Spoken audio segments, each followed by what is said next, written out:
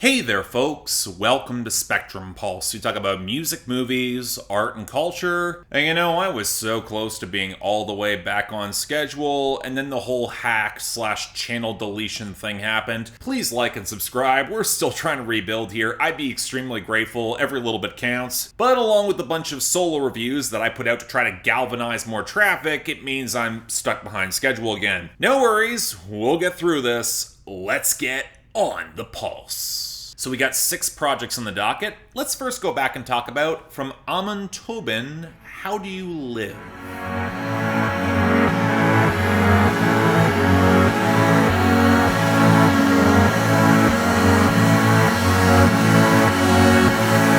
Well, it's been a while since we got one of these storied electronic acts with a massive backlog that wound up on my schedule, and even then I'd argue I'm kind of late to the party with this one. But in all due fairness, Amon Tobin's in a pretty interesting lane. Initially, this Brazilian producer brought in a fusion of textured, hard-scrabble, noir-adjacent jazz with breakbeat and IDM that, at least in the critically acclaimed 1-2 punch of Permutation and Super Modified, they really work for me. They're great albums. But Amon Tobin didn't really stay in that lane.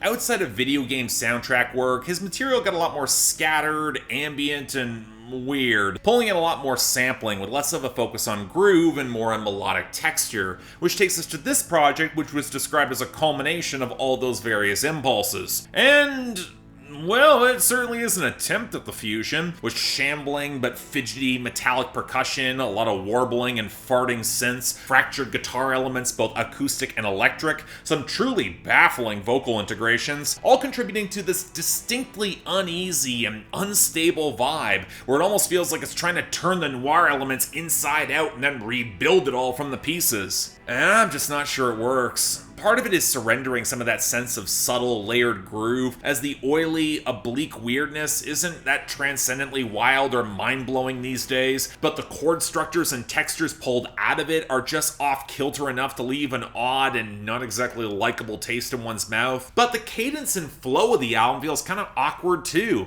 The tracks are already lumpen and misshapen, and while they all seem to kind of make sense within the album's universe, they don't really build or climax or flow into each other that well. This dank, weirdly languid, vaguely disquieting sightseeing tour where there are fragments you'll probably remember, but not exactly because you liked them. It's a bad feeling when, even if you might respect the craftsmanship and the texture, the album became a chore to get through a lot of multiple listens. So 5 out of 10. Another one of those cases where I went through an entire catalog, and despite a couple great albums, I feel like I got diminishing returns.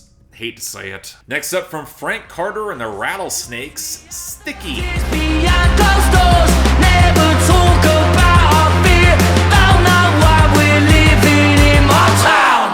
Alright, we got a band from the former frontman of the UK hardcore band Gallows, and one that divided fans, especially after the hardcore-leaning debut, because from there, Frank Carter pivoted very hard into a retro-tinged, vaguely prog-leaning alt-rock palette, a little bit more lethargic and polished, but kind of accessible with a lot more clean singing, and unfortunately, it's just not all that interesting for me. Kind of a shame, because you can tell that Frank Carter's got his heart in the right place with a decent amount of the subject matter, and he's certainly trying to sell it with some intensity against some nice guitar snarl and decent grooves, but it's hard to escape the feeling that we're just a half step away from all the forgettable commercial core that swallowed the blues rock revival a couple of years ago, along with any sense of edge or punch that it had left. It just wasn't interesting for me. But apparently, this was intended as more of a cathartic release, a little bit more upbeat. Not quite a return to hardcore, but bringing in more bite. And some of the features did look intriguing, and you know what, I'll say this. It's probably the closest to liking a Frank Carter project since his more hardcore projects, but it's hard to shake the feeling that while the stylism's way more agreeable, the underlying issues and the formula remain. Yeah, Frank Carter's vocals are more brash and in your face,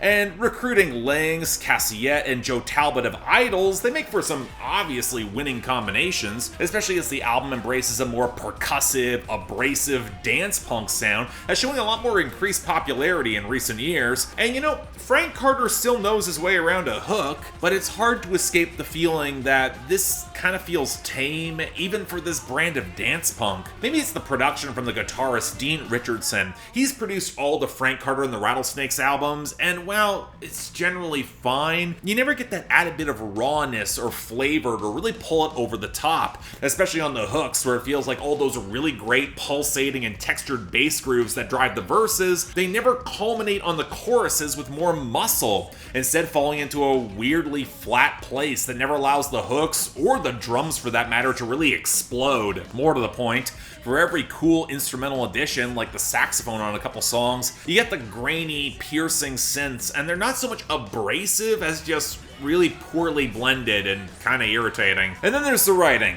This is one of those projects that's probably best enjoyed as a hard drinking, hard partying slice of trashy fun to try to avoid the overwhelming bleakness of modern life and poverty and small town decay. But while there's a few lines about questioning a return to the capitalist status quo after the pandemic, you never quite get the sense it's gonna land a credible punch going there. The stylism often overtakes any sense of substance. And nothing wrong with that, because the album can be pretty fun while it's on, but it doesn't really have enough flair and staying power after that, especially as it can feel so beholden to the punk that already did so much of this 40 to 45 years ago. So yeah, 6 out of 10. You've probably heard a lot of acts similar to this vein, and while it's fine while it's here, the heart's in the right place, I'm probably not going to go back to it. Just saying. Next up from Moron Police, The Stranger and the Hightide.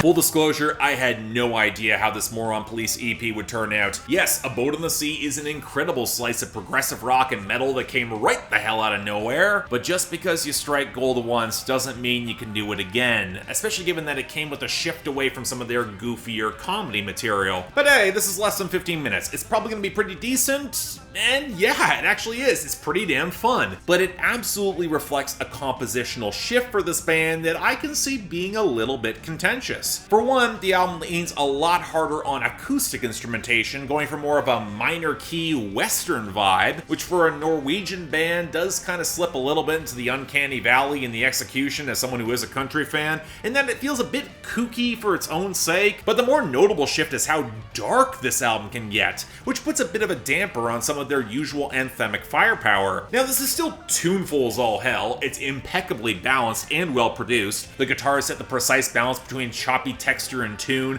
the grooves have some legit swagger, the progressive flourishes, especially in the drum work, are impeccably integrated, and their frontman's throaty drawl is a really nice fit. But it's also very obvious this is a short-term experiment in order to work out a few kinks and ideas, and they might be better for that. That being said, when you actually delve into the lyrics, the vibe does kind of fit the twisted storytelling that's on display, confronting projections of authority or even just stability as systems will collapse around you and your own mind starts to unravel. It kind of fits the ramshackle Wild West vibe. It gives it a little bit more of a psychedelic flair, and gives the project an anxious sense of desperation that keeps up the tension, especially when it becomes clear that no real help might be coming, especially if the parachutes might just be, well, a pair of shoes that you've already lost. And thus, like A Boat on the Sea, there's this odd sense of bleakness to the content that I'm not always sure works, and it leaks through a lot more often here. But again, for a nugget of insanely tuneful prog rock, it's really damn hard for me to complain about this. So yeah, 8 out of 10.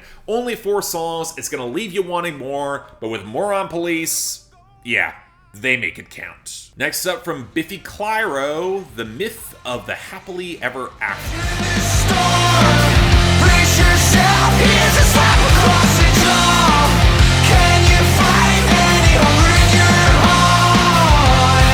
You know, at some point I really wish any of these long-running rock acts with like a half a dozen different albums in their back catalog could wind up being remotely interesting, which funnily enough is something that I actually said in passing when somebody put Biffy Clyro on my schedule for a song review on IGTV last year. But now we got an album proper, the sister project from the album from last year, so I figured I would go through this Scottish band's catalog, do my homework. And Well, I mean, early in their catalog, there was some interesting post-hardcore-esque passages, and their album Puzzles is actually legit great, but it doesn't excuse a lot of weirdly paced albums and highly questionable mixing, and a considerable stretch across the 2010s that wasn't remotely interesting. That being said, that 2020 album managed to fight through some really questionable production to have a lot more hooks than I was expecting, so maybe this would turn out okay, written in the same mindset? Well, yes and no, because man, you could tell it's a sister album where they might be playing to the same orchestra-backed semi-prog rock formula, but the band loaded all the tightest melodies and hooks onto the previous album,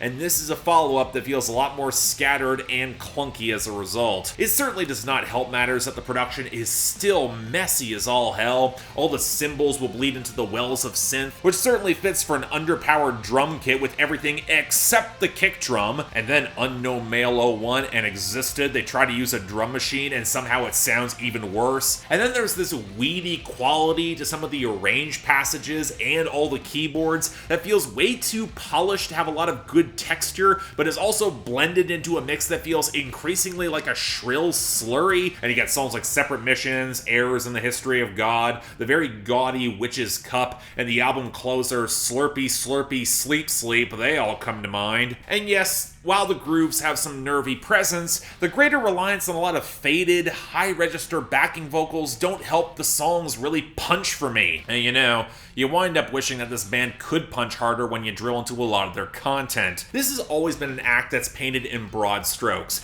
and while their last album was trying to explore a lot of the conflation between the personal and the political, the lack of greater specifics kind of left me feeling that that album was struggling to nail either, and yet this project was being described as being more in the thick of things, being written more last year, a little less naive along the way, which in the majority of cases you would expect would result in a lot of bitter disillusionment and sourness that might be an awkward fit for an act like Biffy Clyro, and certainly wouldn't work for a song when they try to play it like Denier from the perspective of an abuser and it feels wonky as all hell. And yeah, you'd be right, because man, this album feels significantly uglier than you might expect, where every single moment that's trying to be a little bit more earnest is kneecapped by this creeping misanthropic nihilism that feels really shallow. Once again, not helped by this band's penchant for a lot of broad generalities in the writing. And it is such a bad fit when you got songs like Haru Aruhara and A Hunger in the Haunt that are a much more natural fit for this group's strengths and earnestness. Yeah, they try to swing things around to be landing on better notes, but the ending can't really sell it, and I'm left with the feeling that I spent way too much time to get a thoroughly mediocre follow-up album. So yeah, light 5 out of 10. The band has their moments, and it really does suck that this is the first time I'm reviewing them, especially when their album last year was actually pretty good. I'd start there, and I'd skip this. Next up from Parquet Courts, Sympathy For Life.